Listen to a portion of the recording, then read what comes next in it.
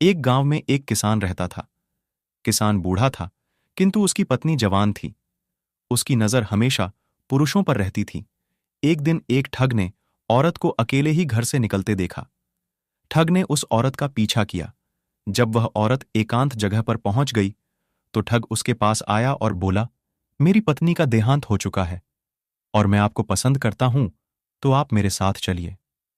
औरत बोली, यदि ऐसी बात है तो मैं आपके साथ चलने के लिए तैयार हूं, क्योंकि मेरा पति वृद्ध हो चुका है। वह हिलने डुलने के लायक भी नहीं है। उसके पास अत्यधिक धन है। मैं उस धन को ले आती हूं जिससे हमारा आगे का जीवन आसानी से व्यतीत हो जाएगा। ठग ने कहा, ठीक है, कल भोर के समय तुम इसी स्थान पर आ जाना, फिर हम यहां से आगे साथ चलेंगे। औरत अपने घर आ गई और अपने पति के सोने का इंतजार करने लगी।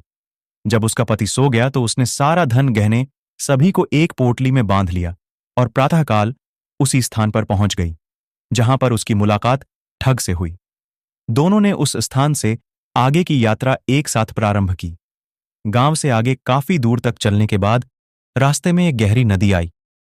यदि मैं इस औरत को अपने साथ ले जाऊंगा तो अवश्य ही इसे कोई ढूंढता हुआ मेरे पीछे आ जाएगा और मैं संकट में पड़ जाऊंगा। अतः मैं किसी ना किसी तरह इसके धन को हड़प कर इसे अपना पीछा छुड़ा लूं।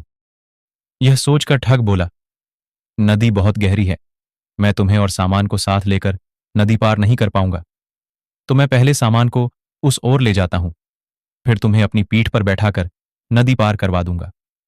औरत ने उसकी बात मानकर धन की पोटली ठग को दे दी। ठग बोला, तुम्हारे गहने और भारी वस्त्र भी मुझे दे दो, ताकि अगली बार नदी पार करने में आसानी होगी। औरत ने ऐसा ही किया जैसा ठग ने कहा। ठग सारा सामान लेकर नदी के उस पार चला गया, लेकिन पुनः वापस नहीं आया। औरत अपने कर्मों के कारण कहीं की नहीं रही। शिक्षा: अपने हित के लिए गलत मार्ग कभी नहीं अपनाना चाहिए।